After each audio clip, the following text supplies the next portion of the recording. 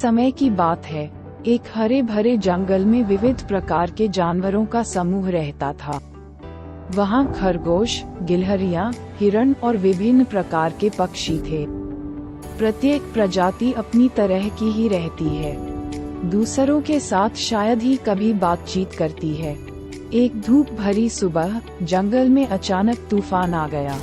बिजली चमकी और गड़गड़ाहट हुई, जिससे सभी प्राणी भयभीत हो गए। मूसलाधार बारिश हुई और जंगल में बाढ़ आने लगी। जीवित रहने के लिए बेताब जानवरों को एहसास हुआ कि उन्हें एक साथ काम करना होगा। खरगोशों ने सभी को आश्रय देने के लिए बिल खोदे।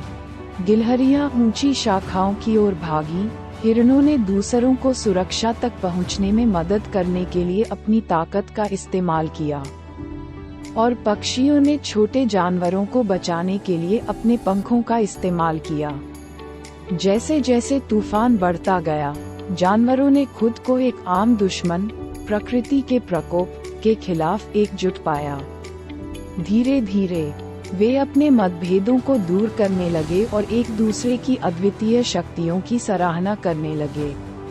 जब तूफान आखिरकार थम गया, तो जंगल हमेशा के लिए बदल गया।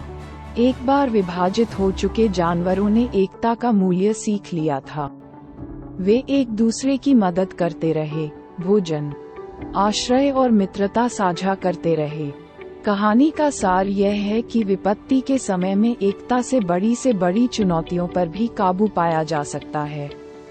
ये हमें सिखाता है कि हमारे मतभेद हमारी ताकत हैं, और जब हम एक साथ आते हैं तो हम उल्लेखनीय चीजें हासिल कर सकते हैं।